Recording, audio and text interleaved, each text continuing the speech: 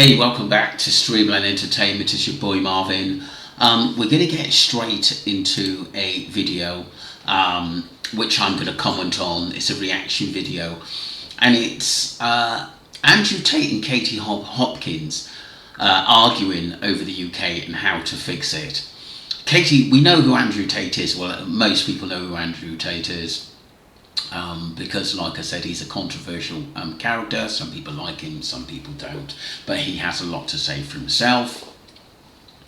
Katy Olivia Hopkins, born the 13th of February 1975, is an English media personality, far-right political commentator, conspiracy theorist and former columnist and business woman.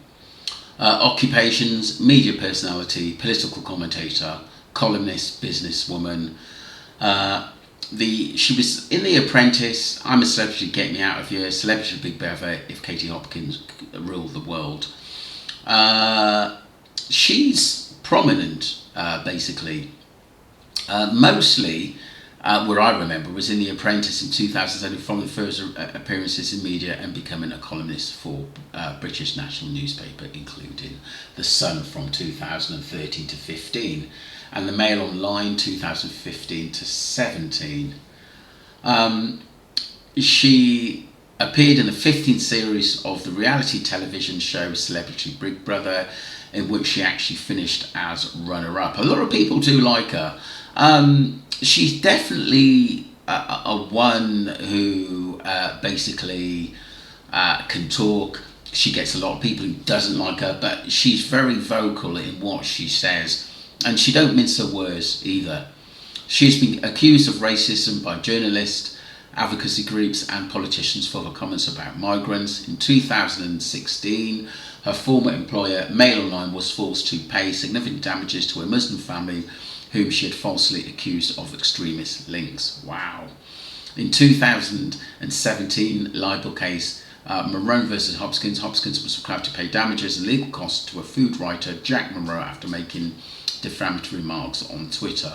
Her role at LBC was terminated in May 2017 following her comments on Twitter about the Manchester arena bombing. Hopkins was permanently suspended from Twitter in June 2020 for what the company described as violations of our hateful conduct policy, but her account was reinstated in November 2023. It makes you laugh, don't they? They need her. She brings in millions of views. In 2021, she was deported from Australia and had to pay a fine for deliberately breaching COVID-19 health regulations in the same year. Wow, it goes on. She is a bit of a character, and she meets Andrew Tate, who's a little bit of a character. So let's get straight into the video.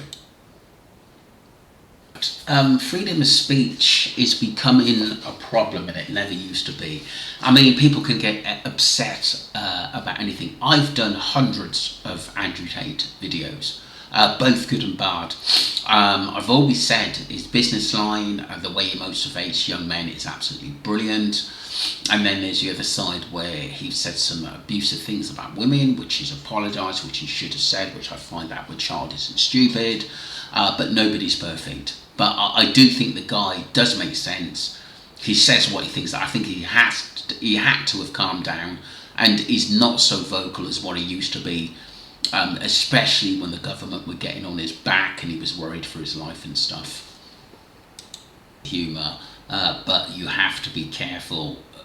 It's got to be someone that's going to reciprocate with you and not going to be thinking you're rude or basically you lack empathy. So it is very, very important to sometimes even get a joke right these days. I just think it's the society we live in, because so many people get upset over small trivial things or things that mean a lot to them, which is fair enough. It's each to his own. No, I got to admit, I'll have to make a point here. It's got to the point where it's lost its identity. It's lost its identity because I think the government haven't got control in what's happening. There's a lot of people here who are just in hotels that should be working, that should be doing something for society. I think if you're going to come into England, you've got to, or Great Britain, you've got to give something that is going to help our state get better. At the end of the day, yes, there are thousands and thousands of people in difficulties, but we cannot save them all. I honestly believe that at the end of the day, yes, there are right-wing people who say some nasty things online, which is uncalled for. But if you look at the bigger picture, there should be rules and regulations for people to come here to find education, to help in our society. You get it in Australia. At the end of the day, you've got to have serious qualifications to get in Australia, and some other countries as well. Even Dubai, you've got to have something that is going to put you in a position that you're going to do well if you move and live in that country. This is my thoughts on that. I think our laws are a little bit weak. I really do, and it needs to be basically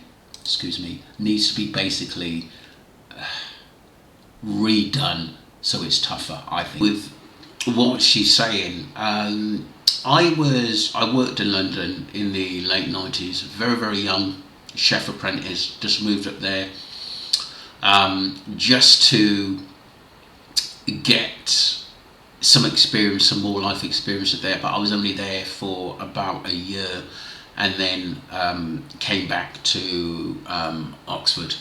But it is difficult to survive there now in London, because there are a lot more people there than what there once was.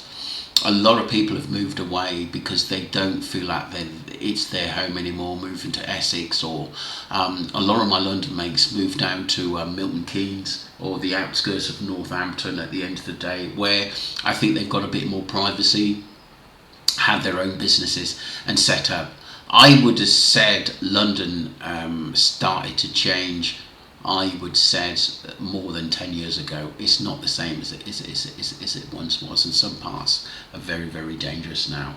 But like I said, will the new government get it back? It's going to take a lot of hard work to sort, especially the young, the crime out, the poverty out. It's not going to happen in 5 minutes. So that was Katy Hopkins talking to Andrew Tate. Pay close attention to this. And let me say something. I think that they talked really well together about that, and I think the UK is going to need a lot of work from top to bottom at the end of the day.